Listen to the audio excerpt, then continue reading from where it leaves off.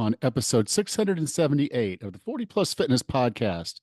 We meet Dr. Alexandra Sowa and discuss her book, The Ozempic Revolution, a doctor's proven plan for success to help you reverse obesity, end yo-yo dieting, and protect yourself from disease.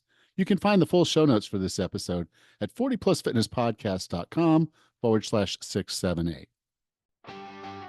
Welcome to the 40 Plus Fitness Podcast, the largest and longest running health and fitness podcast dedicated to people over 40.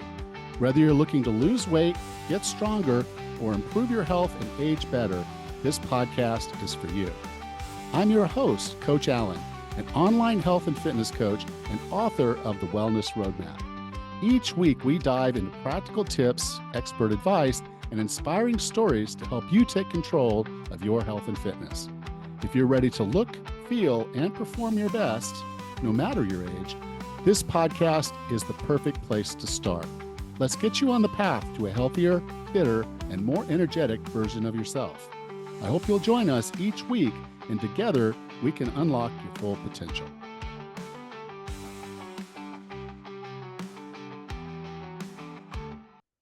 Hello, and I'm going to start this episode with an apology. Sorry, this one's late. It's been a kind of a heavy week for me. I've actually done 5 interviews over 4 days. So it's a lot of reading, a lot of planning, a lot of recording. And I just got a little bit behind here, and I apologize. But the good news is I've got some awesome guests coming up over the next 2 months. So really excited about the content we've put together here. I think you're going to enjoy it. So stay tuned. I flew in from Bocas in Panama into North Carolina, and snow and ice, snow and ice. And I don't even drive down in Panama, so I'm not going to be driving in snow and ice. And so what that did was I joined a local gym for a month, and I thought, okay, I'll get my workouts in. This will be really good. It's not the most convenient. It's a little bit further away than I like, but it is what it is. And I signed up, but with the snow and ice, I'm not able to get there. And it was kind of bothering me a bit. And that's when I pulled out my process I call Slip to Success. It's a 3-step process, a strategy that you can walk through when life is getting in your way and you're just not meeting your own standards. And so if you feel like you need something like that, I encourage you to go to 40plusfitness.com/slip. And with the process, you can kind of reevaluate, reassess, reset, and basically get yourself moving in the right direction. And so now, when I can't make it to the gym, I'm doing a little bit more body weight work. Not exactly what I wanted, but it is what it is, and I'm doing what I can, and I feel a lot better about it. So if you find yourself struggling, if you find that you slipped up, maybe you had some, resolutions that you wanted to meet and you kind of fallen off the wagon already, you should check out this guide, Slip to Success. Go to 40plusfitness.com/slip. Our guest today is a trailblazer in obesity medicine, known for her unique blend of scientific rigor and thoughtful patient advocacy. Her dual certification in internal medicine and obesity medicine, along with her role as a clinical instructor at NYU School of Medicine, sets her apart as an expert deeply committed to advancing treatment paradigms. Through Sowell Health, she extends her reach beyond the clinic, offering innovative telehealth services and resources that reflect her philosophy of care, holistic, evidence-based, and deeply respectful of the emotional dimensions of health. She is a frequent contributor to major publications, including the New York Times and The Atlantic, and a regular expert on national broadcasts. With no further ado, here's Dr. Alexandra Sowa. Dr. Sowa, welcome to 40 Plus Fitness. Thank you for having me. I'm so happy to be here. I am too. I've had one conversation so far about the weight loss drugs. And your book is called The Ozempic Revolution. So I was glad to be able to get you on. I actually had another guest that I was going to have on, and he got too busy giving shots to do the podcast because everybody's talking about this right now. This is the new thing. It's not even new. That's what's so weird about it. It's been around for a while, but it's getting popular. I guess it's the new popular thing. And so there's a lot of people talking about them. There's a lot of bad information out there too. Right. And so I'm glad to have this conversation because it might surprise people as a personal trainer that I see a very clear use case for these drugs. Great. I'm You glad to know, hear it. it's, you would think personal trainers, definitely a move more, eat less kind of person, which I'm not going to say I'm not. There's some of that involved here. But at the same time, uh, there's more going on than just us being lazy and eating bad food. Absolutely. That we would not be where we are today. I've read some stats, some crazy stats. Some of them may have been in your book and other books. There's a billion obese people on this planet right now. I mean, it's approaching 50% of the United States, and it Yeah, it's by 19. What did you maybe say? Yeah, you up said to 2030. 70% could qualify based on new indication use Yeah, for the GLP-1 agonists. and if we lived in Japan, it'd be even higher. Yeah. Yeah. Jeez, because So we've got a their problem. BMI, yeah, their BMI numbers, what they call normal, is lower than ours. So It is, and I talk about that in the book. And yeah, actually, that's why BMI is not exact, because it's an inexact tool. It's really just a screening tool, but yeah, it differs based on population and ethnicity and your particular risk factors. right, right. But it's just you can't not see the problem. I guess Yeah. Yeah. that's the Yeah. thing. It's there. So to think that this is just a move more, eat less solution problem is a little short Right. sighted. So there's definitely use cases for these drugs, and I don't even know really if calling it a drug is the right word. We call it a drug, I think, because it's the Food and Drug Administration that's that deals with it. But these are really just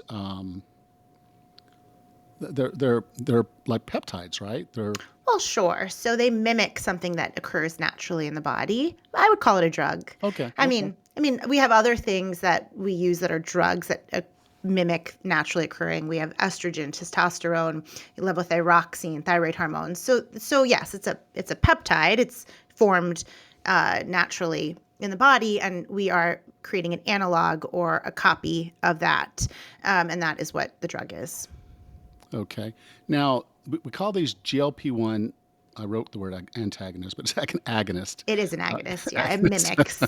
That's what you get for typing while you're tired. At any rate, so basically but they're coming in such a huge volume, and they've been modified because what I understand the history of these, they were really hard because they had a very short half life in your body, and so Bingo. initially we couldn't give ourselves this and it mean anything, but there've been a lot of advancements that have allowed this to now stay in our system longer, Right. and that's how we're now able to get the benefits that we're getting, and the science on it's just getting better and better. So what are these and what are they doing? So these drugs, so I call it, the Ozempic revolution, but it's really the GLP-1 revolution. So we have hundreds of genes, approaching 100 hormones, at least 40 hormones that are directly related into the biology of weight gain and weight loss. And two of these hormones have become very effective treatment modalities. So GLP-1 and GIP. These are naturally occurring hormones in our gut, and they have receptors all over our body, in our brain, in our blood vessels, in our heart, in our kidneys. And this is why we see such big health benefits from these drugs beyond just weight loss, because it's not just an appetite suppressant. There is an effect all over the body.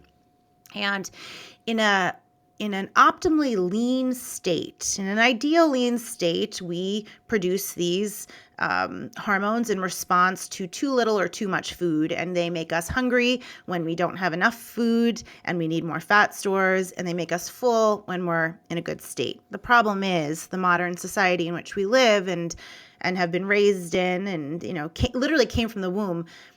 The society and our environment has changed, and we are no longer in this optimally lean state for the majority of people, and our hormones become dysregulated. And our ability to kind of modulate hunger and fat homeostasis and energy, it's just, for many people, especially those dealing with overweight, it's a broken system. And so these hormones come in and take the place of what is ideal, and you take a weekly injectable, We started off as a daily injectable for weight loss, and now it's weekly, and now it actually might even become monthly. And this replaces what's kind of no longer receives appropriate signal. So these hormones, GLP-1, are at the base of all of the drugs we have for weight loss right now. And now GIP is an additional hormone. We're going to see more and more hormones that are becoming targeted and becoming intertwined in these drugs. There's a triagonist on the horizon, which takes GLP-1, GIP, and then glucagon actually and puts it together. So what these drugs do is that they talk, really, they're three big, I call them superpowers. They talk to the brain, and they talk to the gut, and they talk to the pancreas at the level of blood sugar. And so they tell our brain that you can be done searching for food. You can stop thinking about the food noise, you're full. And that is very, very, very powerful. And that's probably what people talk about the most because it's so dramatic. And then we have an effect directly on the gut.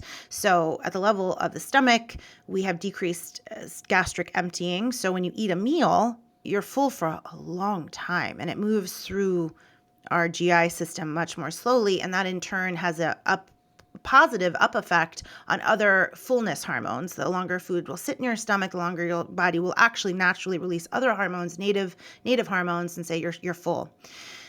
And then one of the most effective elements of this drug is that it works directly at the level of the pancreas. Now, we have metabolic dysfunction that's widespread in this country. Only about 12% of American adults are fully metabolically healthy. And in that cohort of people, the 88% remaining, there is a significant portion that has insulin resistance. That's even just at the very beginning. It's not enough to be called prediabetes yet, but we have significant insulin resistance. And this drug works there. And even if you don't yet have insulin resistance, it's still effective because what it does is it makes your pancreas just very effective in its release of insulin to grab up blood sugar right away and to normalize your blood sugar. And in that process, your body is less apt to store food as fat, and you actually get just like a nice, quiet hormonal cascade. And this is where we see it so effective for the management of type 2 diabetes, but it also has an effect just on the weight management front. Okay. And so basically, the food noise is probably the most like you said, the most notable thing that people just realize I'm not thinking about food all the time. Right. And that's one of the problems with the diet is it's the pink elephant. Don't think about the pink elephant, and I know. that's where you're. Don't think about food. Don't think about food. If you're hungry because you're trying to diet, that's exactly what you're doing. And so here's a situation where now you're not going to be thinking about the food all the time. I hear it also. You said, I think you said in the book a little bit. It also helps some people with alcohol. Oh, They're not as they yes. don't Well, want to drink. it's being studied for this. And this is because the part of the brain that becomes inappropriately addicted to food and the hyper palatable food that's around us, right? Ultra processed food destroys our brain, just like alcohol can destroy our brain and drugs. And they become very addictive to some people. And these drugs quiet the noise for addictive things. So we are seeing a decreased use of opioid use when in studies, and alcohol cessation, and it's very dramatic. I have patients who struggle across the board with alcohol and food and other addictive behaviors, even like, and this is kind of a step out of anything approved yet, but even like shopping behaviors, right? Anything that they do that's not helpful to give them that dopamine hit in their brain, this drug lessens the need for that. So it's really, again, our earlier iterations of weight management drugs really were just focused on decreased appetite. And this has a much more holistic, whole body effect on what's become dysregulated in our relationship with food. Okay. Now I'm old enough to remember when FinFan became a big problem. Yeah. And so what happens a lot of times with these things is that you get that concept that this is too good to be true, Right. and so people want to start saying, "Well, what if?" And there are some side effects, and some side effects are quite serious. Can you take us through the side effects and kind of talk about, what we could what might happen, and is this something we should really be concerned about? Yes. So in the book, I talk about the fen-phen fiasco. That's what I call it. And it really was. And it actually set the precedent for much harsher and strict guidelines in studying these drugs. So I should say that we have a very large depth of evidence that I walk the user through in the book that looks at safety and efficacy of these drugs. They have been around, as you mentioned, since 2005. So that gives us a long ramp up time. And there are a lot of people have been on different iterations of these drugs. Safety profile wise, actually, this is a very, very safe drug. There are very few medications that I have at my disposal as a doctor that are as easy to prescribe, right? And that's actually one of the buckets that I would say that we have to have a little caveat to, because it becomes so easy. People are like, sure, you can just take it. Let's not think more about it. But there really aren't big interactions. There aren't necessarily labs that must be tracked. Even simple acne medications, just simple ones, we have to check things like potassium, right? With these medications, actually, they're pretty easy to use with not a lot of interactions. The side effects that people talk about are really, I would say, are byproducts of how the medication works. And one of the reasons that I wrote this book was that my patients were so successful and felt so good long term on these medications. And it was because I was giving them a whole big toolkit of how to feel well, how to get ahead of these side effects and how to manage them and how to understand what to do and not just take a prescription. It's a magic wand, voila, because that's actually not how it works. And people are getting a really big disservice. So the big side effects that people feel are byproducts of how the drug works. We talked about gastric emptying. So nausea, constipation, and diarrhea are probably the biggest ones that right off the bat people will feel. And it's because your GI system is becoming altered. So right off the bat, we just really have to understand how to change our behaviors. So we might not want to eat a large volume of food on these drugs, but we have to make sure we're getting our fiber in. So fiber supplementation, right off the bat, I have people start it before they even start this drug. And if they deal with constipation previously, we might have to do even more. We might have to do magnesium supplements or stool softeners or something even a little bit. There are medications that sometimes I have to use to help people regulate their gut. The nausea is all about understanding how you respond to food. So in the book, I start with habit foundations before we talk about anything else, because I want people to get into the habit of tracking their food so they understand how they feel and respond to certain things. And we do need to change how we eat on these medications, because if you don't, you're going to feel sick to your stomach all the time. You really are. And if you can't tap into your hunger cues and you're overeating and you're eating the wrong foods and you're not nourishing your body, you're not going to feel well. But there are other things that we can do. I arm all of my patients with electrolytes. And I have them starting that protocol from the very beginning. And I have them make sure that they are taking in a lot of water. Your not only is your appetite suppressed on these medications, but also your thirst drive is suppressed. So you need to just make sure you're really leaning into the habits. Now, habits are hard to follow, right? You know this. It's hard to get people to make change when it comes to their lifestyle.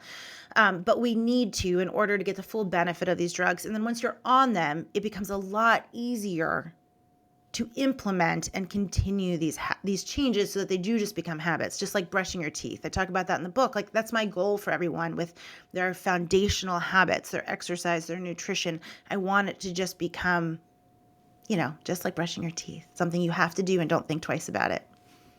Yeah. Now, one of the habits that you got into that I think, and this is a part of your so well method. I think as you go through the habits, one of the core ones you had in there that you said a lot of people really do struggle with is the daily or at least weekly weighing. Yeah. And Yeah. and so So this is a core tenet to my practice, and this book grew out of my medical practice and the So Well method. And I think back to my relationship with the scale when I was growing up, and it was emotional, right? It was so emotional.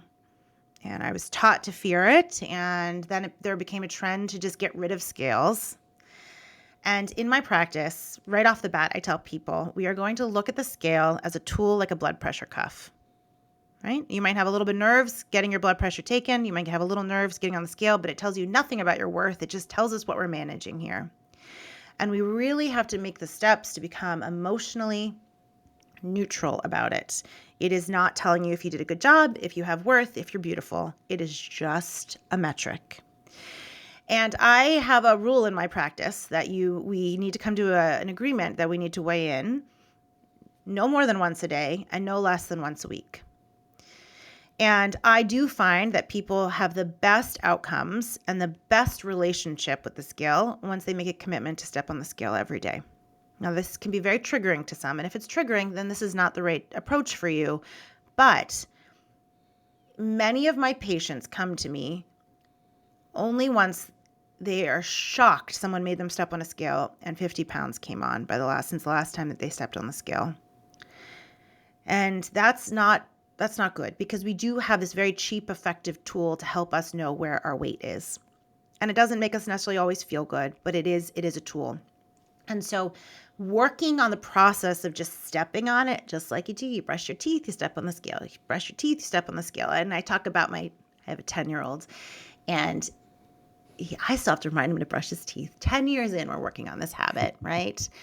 But, he and I we're not beating him up because he, not like physically beating him up, emotionally beating him up because he didn't brush his teeth. We're just saying, can you do it now? Like, we're not saying you're a failure or you're never going to amount to anything or no, sometimes you just forget, or sometimes you don't do it. And you don't say, I'm not going to do it again tomorrow. No, you just say, okay, I'll get back on, get back on. And that's how I want people to look at the scale. So the more that we can just kind of take emotion out of this whole process, the better we are. And we need to start there. And so I have people tracking and doing the foundational habit work even before we start the medication. I don't want people to lose too much. I don't want them to be on a medication that's not working. We need to know what the scale tells us, and it's just data. Yeah. Now, one of the things that I think is really important here, and you mentioned fiber, but we're going to eat less. That's what the drug's going to make us do, is we're going to eat less. So we have to prioritize our nutrition and make sure that we are getting what our body needs. Yes. And, it's always my opinion as a trainer, of course, yes, fiber is important because you got to poo, but protein.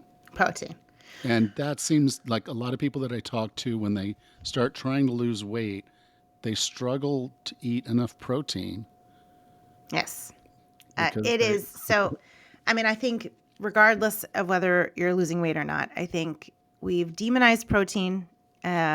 We have not created palates that like protein, and it's trouble. It's a hard thing for people. So at the number one tenet of my nutrition program is protein first. And we have to learn to take in protein. And you can be vegetarian and take in protein. It doesn't all have to be from meat sources, but we need to learn how to enjoy it. So protein first, because our appetite is decreased. So I want people to make sure that they're getting that macronutrient in. From a muscle perspective, this is very, very important. We need protein to minimize muscle loss as we go through this journey. And protein leads to muscle loss. So if you are hearing this and you're like, I don't ever want to be on a GLP-1, well, then you need to prioritize your protein and your resistance training, because that's what creates leanness. And without it, that's how we get into this position often where weight has come on and it's impossible to get off. And our body composition is all out of sorts. So protein first. It's remarkable, the RDA is quite low, like what the government tells us we should need. And we definitely need about double that. Rule of thumb for my patients is, I will say, if you're getting no protein in, we start at 20. At least 20 per meal, which is not a lot. And you're probably like, really? But some people are getting 0 throughout the day. So let's start there. Now, most will need more toward 40 grams of protein per meal, and to meet their daily goals throughout this. And so we start there. Fiber is very important, but I actually give permission to people to deprioritize their vegetables at the start of this journey, which is it's shocking to hear that. Like, I am a doctor. I believe in whole foods. I believe in vegetables. But if you fill up on leafy green vegetables at the beginning of this, you might not have any room for protein, and that it's going to be a disservice at the beginning when you have such a low appetite. And that volumetrics way of eating, that dieting that was so popular, has been so popular, and there's generally a very healthy one. When you're on this medication, if you fill up on leafy green vegetables, you're not going to have a lot of volume for else. So or something else. So we might have to turn to fiber supplements in the beginning. And then as you go along in this journey and your appetite returns more to normal, which does not mean the medication's not working, but that does happen, you are going to be able to get your vegetables in the more volume-based way. And we can also do cooked vegetables and focus in other ways to get our fiber in. Legumes, things will give us like a double pack of protein and fiber. So those are really the two core tenets. I'm not about calorie counting. I'm about eating toward a point of satiation and not beyond it, and really prioritizing your protein. Yeah. Now, when you say protein first, I just want us to be clear with this. This isn't just putting it on your plate first and making sure it's on your plate. This is physically eating the protein first. Yes. Because it has a blood sugar effect if you eat the protein first, and it blunts your Yeah, there are a lot response. of reasons for this. Yeah. So, one, if you eat your protein first, you're going to get it in and you're going to hit that requirement of what we need for you to maintain as much muscle and to have the energy to keep going as we're losing significant weight. So, that. But then also, for anyone else who's like, well, I'm not on a GLP-1, still protein first, because there have been very good studies that have shown the order in which we eat our food has a tremendous effect on our blood sugar. And so, especially if you're not on a GLP-1 medication, you want to do everything possible to keep our blood sugar as stable, right? And because that allows us to get in, kind of burn what we're eating instead of storing it over as fat. And so if we eat our protein first and then move into our vegetables and then have our carbohydrates third, our body is is able to deal with the blood sugar that comes in with that carbohydrate much better, as opposed to starting your meal off with a carb, right? And that's anti what we've come to know as an American, where you're like, here's your bread, start here, and then you move into your vegetable, your salad, and then you have your meat. So I kind of want you to flip it around. Yeah. And just avoid the bread. You don't need that. Yeah, I mean, you don't need it. And that's the other thing. If you eat your protein first, you often won't have room for the other filler stuff, right? Starches break down quickly, and they're not going to fill us up in the same way. Protein is a lot more satisfying. Yes. So, and this is even how I teach my kids to eat, right? Like, I'm like, okay, no, you cannot have a second helping of the starch. We have to eat our protein, right? You need to learn to enjoy this. It's a learned behavior often, I think, for many people, and it's a learned flavor profile. Now, another area where we're going to have to learn to do things a little bit different is also in hydration, because the hydration is important because, as you said, this drug's also going to affect our thirst, but hydration takes up space in the stomach. It's true. And you can actually drink water and not be hungry and not get what you need from a nutrition perspective. So how do we manage our hydration to make sure that we're staying hydrated, but we're not? So I think it's gentle hydration throughout the day. It's, go get that Stanley that's so popular and take it with you on the road and sips throughout the day, and making sure that we're getting about 64 ounces of water. You are correct, especially at mealtime. If we just drink the big, glass of water first, that might take up some crucial room. So this is the advice that we give with patients who are post-bariatric surgery. We'll say, have your water separate from your meals and avoid carbonated beverages. I don't find it as dramatic with these medications, so people can sit down with a glass of water, but I want to make sure that you're still getting in your nutrition. I don't think I've ever had a patient who's overhydrated to the point that they don't want nutrition. I will say that because people are eating a lot less ultra-processed foods and they're eating less, I find electrolytes very important in this process, especially if you start to feel lightheaded or weak or tired or even a little nauseous. And so a little solute is what's needed to help pull water into the right parts of your body for hydration. And that can be important. Not for all 64 ounces of water that you take in at minimum a day, but, most of my patients are starting off their day with electrolytes. Okay. Now, we talked a little bit about muscle mass, but I want to circle back around on this because this is kind of my big thing here Great. is that, we're over 40. Hmm. So we're dealing with sarcopenia and osteopenia. And if you're having significant weight loss, whether you're doing it with a GLP-1 agonist or not, if you're having significant weight loss, you're losing some bone. I mean, and you're losing some muscle. And so we want to avoid that. Getting our protein and resistance training are really, really important. Yes. But a lot of people would rather get on the elliptical and bust their butt for an hour because we've been trained. I That's know. what we're trying to do. So, how does someone go about putting together a quick little program or getting themselves where they're getting started? Because at the very beginning, this is it's not always going to be the easiest thing. So, you've got some guidelines you provide. Yes. So, just to back it up a little bit, the misconception that GLP-1 medications are causing muscle loss. That's a myth. GLP-1 medications help you lose significant weight. When you lose weight, you lose both muscle and fat. And actually the ratio in your body composition is slightly improved in the majority of the studies that I evaluated versus just calorie restriction alone. So, but to that, but when you lose a lot of weight, you lose muscle. And it's so important to maintain that muscle and to grow that muscle as much as we can. Right before we started, we were talking a little bit about this. And I had said that I find that exercise is the absolute hardest thing for me to convince people to do. And it's not just moving your body or walking or Pilates or elliptical. It's the strength training component. I was speaking to someone else and they were saying, what do you hope happens in 50 years? And what do we think will happen with this drug?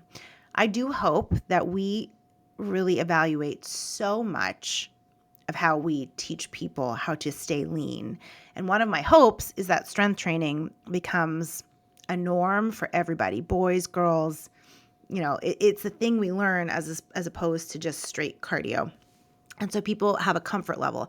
I think so much of the fear and the unwillingness, it's really a fear and unwillingness to get into this, has to do with just the unknown. Like, I don't really identify as a person who lifts weights. Well, I will tell people it's never too late, right? And it's Yeah. hard, but it doesn't have to hurt. And it can be the difference between this being something just for weight loss and something for long-term health and longevity. So the first thing I recommend doing is first master the foundational habits, right? And there is a part in the book where I say, I don't want you to wait any more than 6 months. Now, ideally, in the start of this weight loss journey, you are already working out and you are embracing workout, and especially the strength training part. But if you've not done anything for 50 years, then I'm going to have you just feel well on the drugs first. And I'm going to have you move, and I'm going to have you increase just your daily activity. And then we're going to move into strength training. If it has been 50 years since you've exercised, and I'd love to hear your take on this, I like a physical therapy evaluation. I think it can be a wonderful place to start. And my physical therapy colleagues have told me they love an eval like this, just a general conditioning evaluation treatment, and it makes people feel a little bit more confident in their ability to then go work with a trainer. I also love a trainer, because what else do we do that's brand new in our lives? We're expected to just do it on our own. Now, it's a big investment to work with a trainer, but I also see the biggest dividends when I do have my patients commit. And sometimes it can just be, let's start off at the beginning, and then we'll decrease the amount of times we work together, and I'll learn how to do some of this on my own. I will start to become comfortable. I also think for people that I think that people love working out with other people. So even if we do an app online, it's so nice if there's a live component, or if you can get your neighbor or your friend to do it along with you. Those are the patients in my practice who consistently show up when they have someone else saying, can you come do this with me? Yeah. you know? And I agree with you. I think because again, 50 years, we sit at our desks, we do our jobs, we have repetitive motions that we do all the time. So there's carpal tunnel, there's all kinds of other stuff that we've damaged our body effectively. So we're going to have some muscles that are tight, some muscles that are loose. We're going to have some joints that aren't functioning the way they're supposed to. And then you try to do anything with load under that circumstances, you can injure yourself. So if you feel like you have movement dysfunction, which I did when I was trying to fix myself, I realized pretty quickly I was not 20 years old anymore, and I was not moving like I was in my 20s. And so I was like, I've got to do something about this. So that's why I got my specialty in corrective exercise. So I could evaluate myself and see what I was doing wrong and fix that, fix the right muscles, because it wasn't just about stretching more. It was about getting stronger in certain muscles where I was weak, particularly my glutes were kind of weak relative to my others because I'm sitting on it all the time, you know. And people don't think about that. They don't think that we're a kinetic chain. So if my ankles aren't dorsiflexing the way they're supposed to, my knees are out of alignment. That's why my knees would hurt when I would do squats because I wasn't doing them right. But if I got my ankles moving the way they were supposed to, then the whole body moved the way it was supposed to, and I felt a lot better. So I do agree that if you feel like you've got some movement dysfunction, going to a physical therapist or finding a trainer that has specialty in corrective exercise is worth the time. I also agree with you that hiring a trainer is valuable from the guidance and support perspective to know that you're doing the exercises properly. You're going to get results faster. If you're over 40, and this is really, really important, avoiding injuries. Yes. So having someone that's showing you the proper form before we add load, Yes. then you learn the form, then you add the load, then you get stronger. And the ability to get stronger is always there. It doesn't matter if you're in your 40s, your 80s, or you're 100. You can physically get stronger if you do the proper resistance training. And then the final bit you went into was accountability. And that's another thing that a coach can do for you is hold you accountable. But your friends can do that too. Mm-hmm. So if there's a spin class that you enjoy, that's going to help your legs get stronger for sure. So doing a good spin class with some friends, doing water aerobics with friends, joining a run club. Now, those are more on the cardio side, but going to the gym and having a workout partner that you do your lifting with, if they're reasonably about the same strength as you, and you're trying to accomplish generally the same things, very easy for you to go into the gym and work out together. And yes, knowing someone's going to be there really is going to make it a lot easier for you to show up because you don't want to let your friend down. Yeah. Yeah.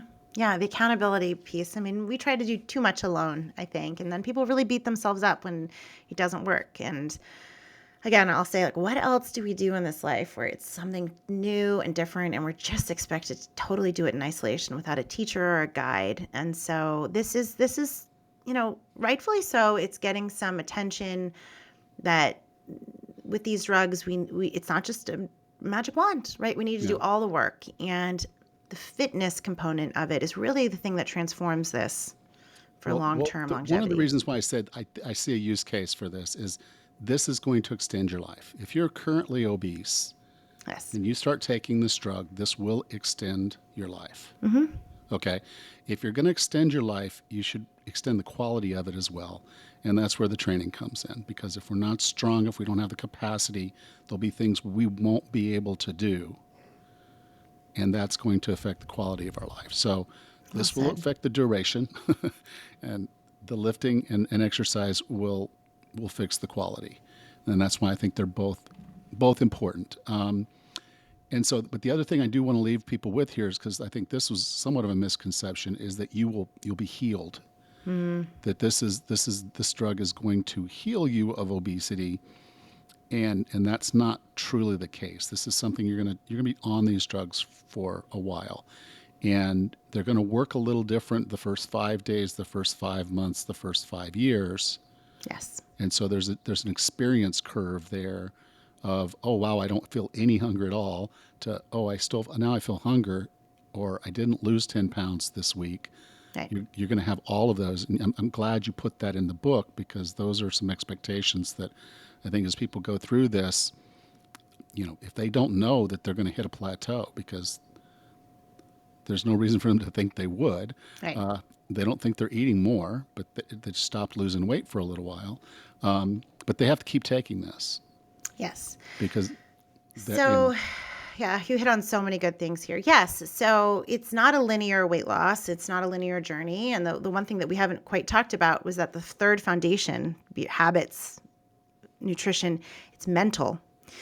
And the mental foundation, the work that we need to put in at the beginning, in the first, like you said, 5 days, the 5 months, and then it lasts through 5 years and beyond. And sometimes the way that our brain can talk us out of success is so dramatic. And this is the part that we need to kind of learn our negative thoughts, learn how to rework our thoughts, be realistic, and to self reflect. And this medication often gives us space for the first time, instead of thinking about eating all the time or the number on the scale going up and really disliking ourselves because we can't get a hold on this. It can fix that, but what it can't fix are some of the behaviors and the thinking that got us here in the first place. And so one of the first things that will happen, and I talk people through this, I go through the 10-pound panic. They lose their first 10 pounds, and people come to me and they say, this isn't going to work. Like, why would you say that? I now come to expect that this happens with most people. It's because they carry the weight of every other diet failure. They'll say, I could lose 10 pounds before, but I could never lose beyond it. So I just don't think this is going to be any different. And so we have to start to unravel that thinking, and we have to prepare people for success bigger than what they've been able to do before. And then at different parts of the journey, there are other things that come up. One of them being that this medication feels very big at the beginning, even on smaller doses. For many people, it will take appetite away completely. You'll have more of these side effects, and over time, appetite will come back. And all the studies show this, and my patients show me this too.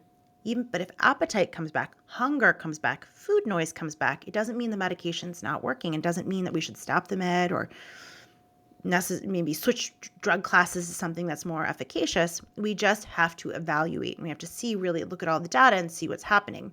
Even when hunger returns, we have the ability to control what we eat. And so this is one of the reasons that while we don't have appetite, we actually really should put the work in to really hone these habits, because once hunger comes back, we could eat through bad decisions, right? We could eat through this drug. Now, generally, weight stays the same on the same dosages for periods of years, so we don't have to panic about it. But sometimes the panic can cause all of this negative thinking and these behaviors that you totally start to undo what you taken months and years to achieve.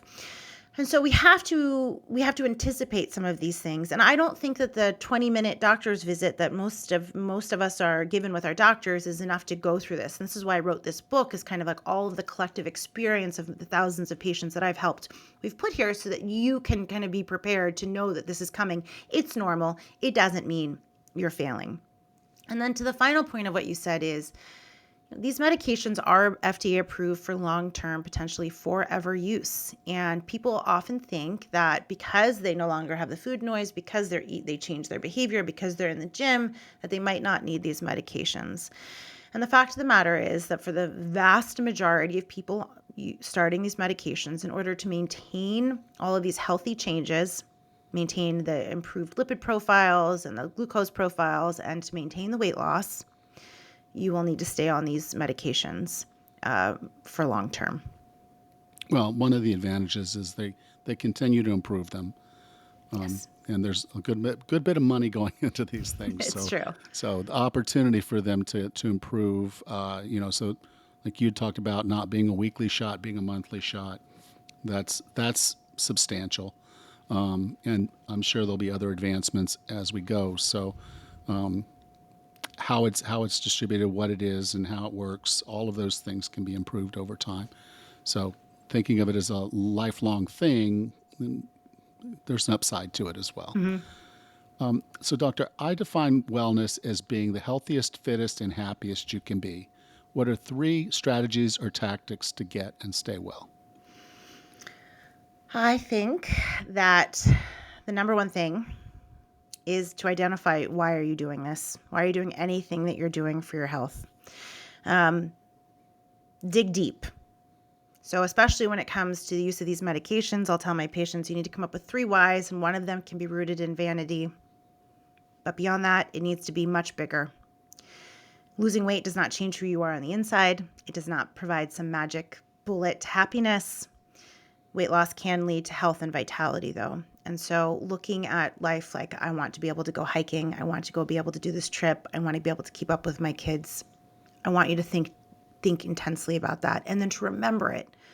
Often as we hit these big wins or little wins, we forget about why we're doing it in the first place.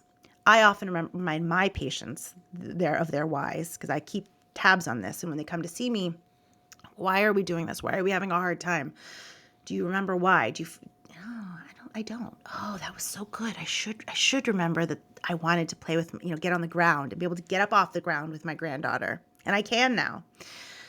So I think being tapped into what our goals are in a more profound way than what's right in front of us matters. I think we can also hold that by journaling and self-reflection.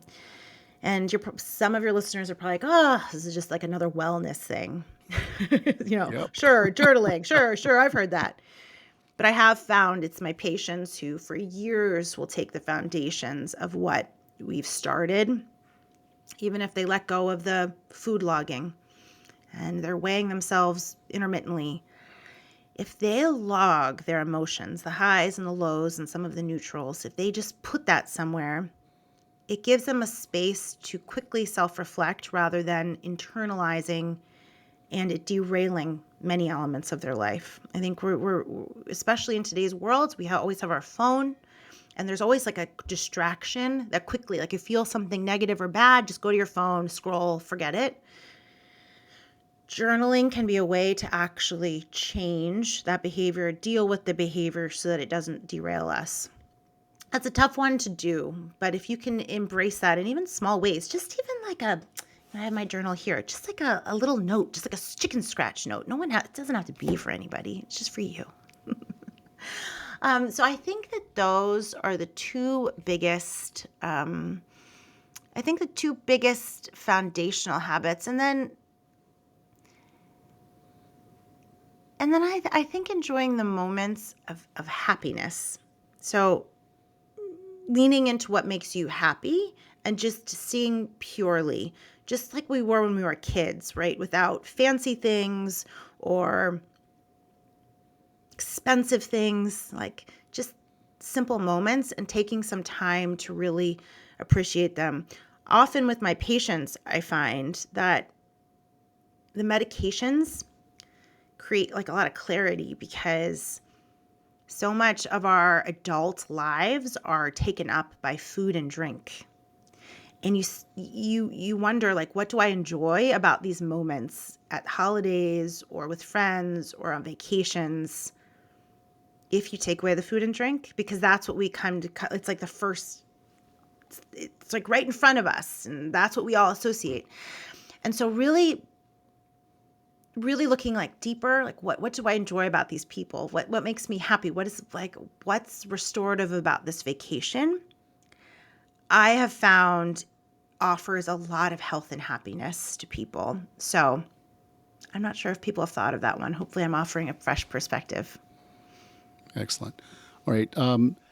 So if someone wanted to learn more about you, learn more about the book, The Ozempic Revolution, where would you like for me to send them? Yes, so you can follow me on all socials at Alexandra Sowa, MD, and you can find my company So Well at getsowell.com. We sell the book there, but also our products. So we are a GLP-1 support brand and a telehealth company. So we are in 15 states, and you can learn more about the So Well method there. We have a lot of free resources for people too. And you can buy the book also just wherever books are sold right now. Amazon is an easy resource, but please support your local bookstores. We are going to be out in the world by the time this podcast hits, so go and get it. Cool. So you can go to 40plusfitnesspodcast.com/678, and I'll have the links there. Dr. Sowa, thank you so much for being a part of 40 Plus Fitness. Thank you, Alan. If you enjoyed today's show, take a moment to subscribe so you don't miss the next one. And if you would, please leave us a rating and review on your podcast player of choice. Next time on the 40 Plus Fitness podcast, we meet Dr. Adi Jaffe and discuss his book, Unhooked: Free Yourself from Addiction Forever. Until then, have a happy and healthy week.